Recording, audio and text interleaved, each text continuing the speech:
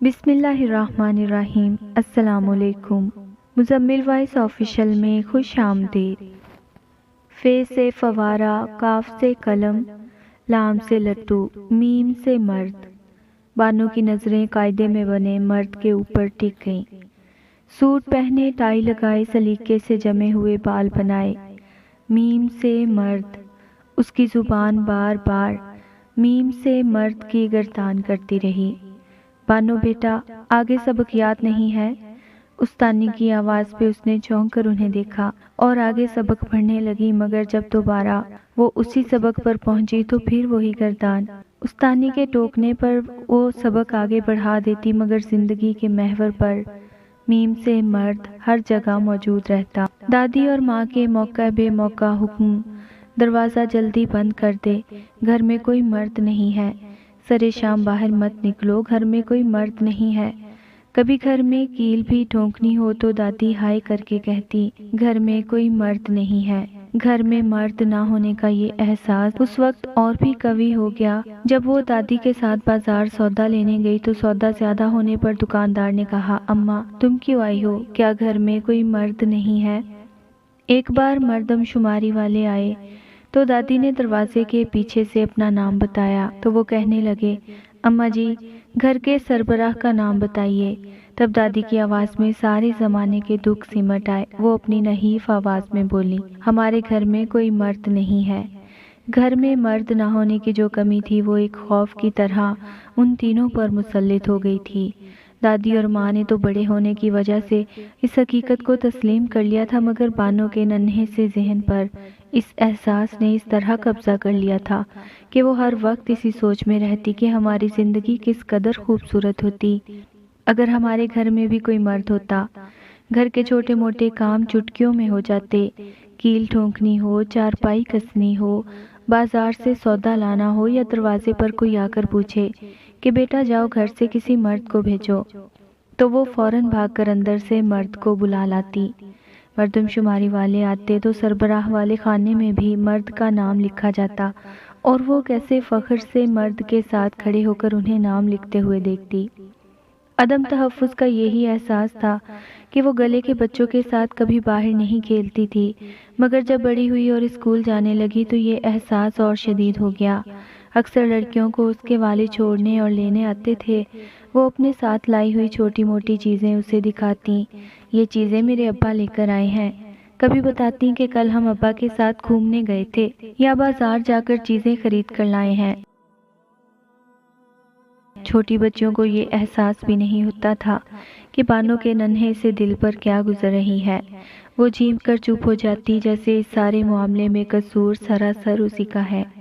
جب بانو کے ابا کا انتقال ہوا وہ سال بھر کی بھی نہیں ہوئی تھی۔ اس کے ذہن میں ان کا ہلکا سا ہیولا بھی نہ تھا، بس ایک تصویر تھی جو سیاہ اور سفید رنگ کی تھی اور جو شاید شناختی کارڈ کے لیے کھنچوائی گئی تھی، اور وہ بھی بیماری کے زمانے کی نکاہت اور کمزوری چہرے سے عیاں تھی۔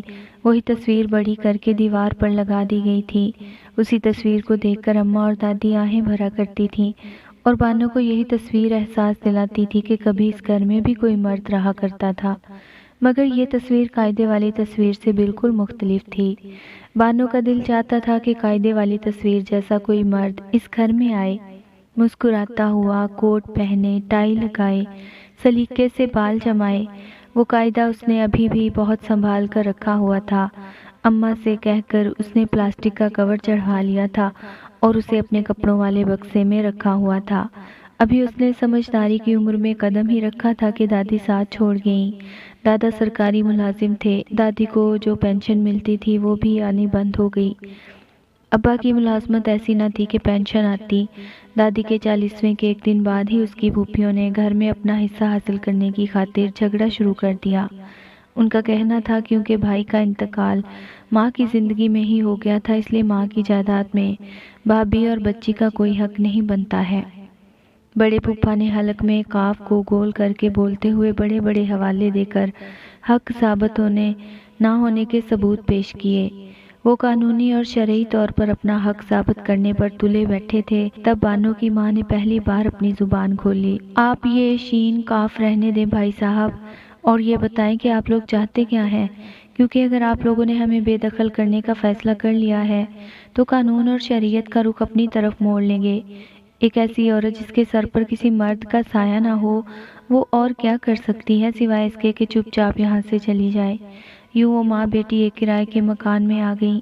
ماں نے مشین سنبھال لی اور بانو دوبارہ اسکول جانے لگی۔ اکیلے پن، محنت اور غربت نے ماں کو چڑچڑا بنا دیا تھا۔ وہ ہر وقت کہتی، کاش بانو تیری جگہ میرا کوئی بیٹا ہوتا تو مجھے آسانی سے گھر سے بے دخل نہیں کر سکتا تھا۔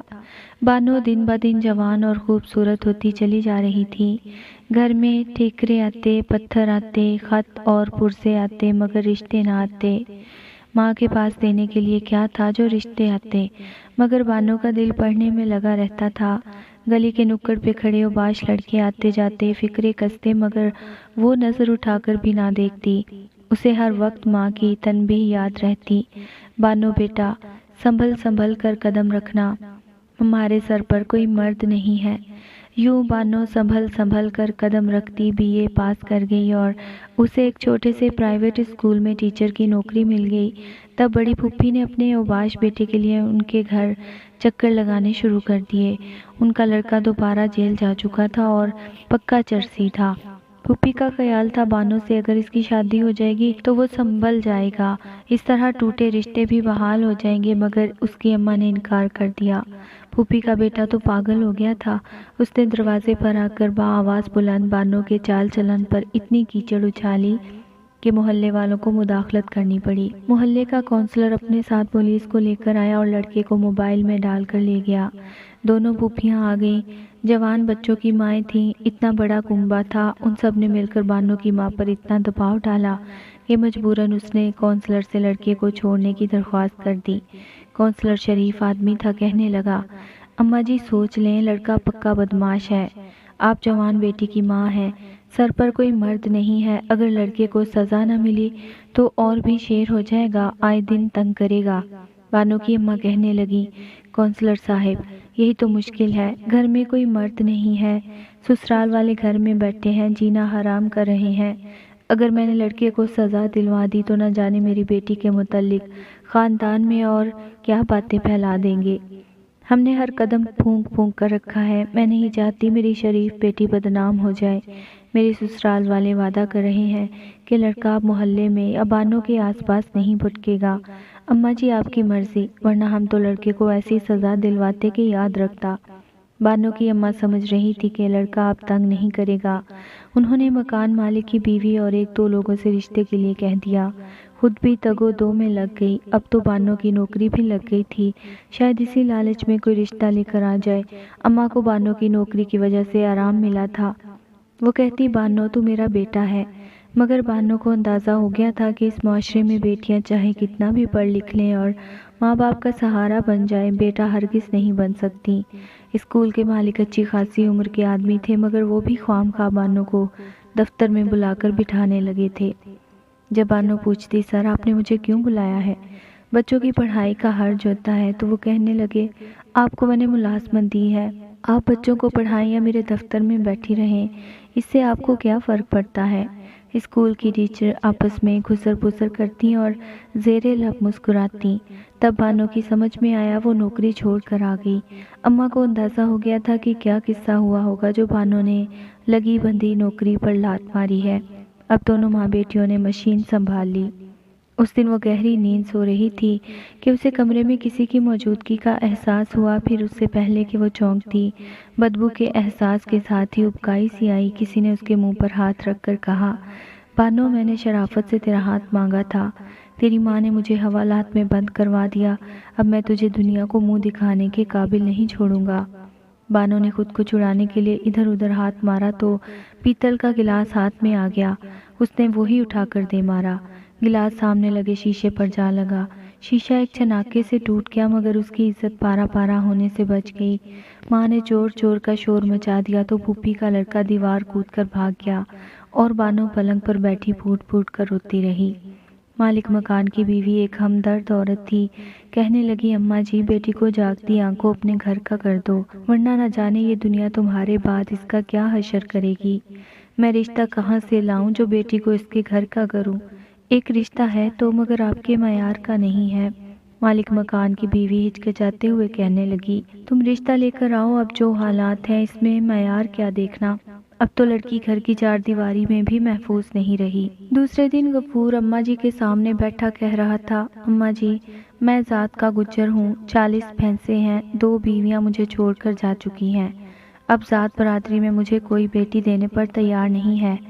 اماں جی آپ تو میری ماں کی جگہ ہیں، آپ سے کیا چھپانا، حقیقت تو یہ ہے کہ میرے ہاں اولاد نہیں ہو سکتی، گھر اس لیے بسانا چاہتا ہوں کہ کوئی آگے پیچھے نہیں ہے، مروں تو کوئی رونے والا تو ہو، کام سے واپس آؤں تو کوئی ساتھ بیٹھ کر روٹی کھانے والا تو ہو، کوئی دکھ درد کا شریک ہو۔ میں جانتا ہوں بانو جی پڑھی لکھی ہیں، میں چٹا ان پڑھ ہوں، میں ان کے قابل تو نہیں ہوں، پر میرا ذاتی گھر ہے، انہیں چھت سائبان اور تحفظ دے سکتا ہوں۔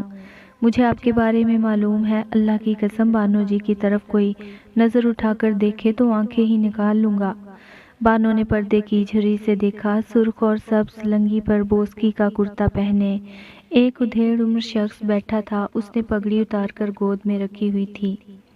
اماں جی آپ مجھے اپنا بیٹا بنا لیں، پھر کسی کی ہمت نہیں ہوگی کہ آپ کو ستائیں، جن ماؤں کے بیٹے ہوتے ہیں ان کو محنت کرنے کی کیا ضرورت ہوتی ہے، میں آپ کا بیٹا بنوں گا۔ اب وہ اماں جی کا ہاتھ تھامے بیٹھا تھا، ماں جی کے آنسو ٹپ ٹپ اس کے ہاتھوں پر گر رہے تھے۔ بانو نے پردہ چھوڑ دیا، باکس کھول کر اپنا قاعدہ نکالا اور میم سے مرد والا صفحہ کھول لیا۔ وہ ہمیشہ کی طرح آج بھی مسکرا رہا تھا۔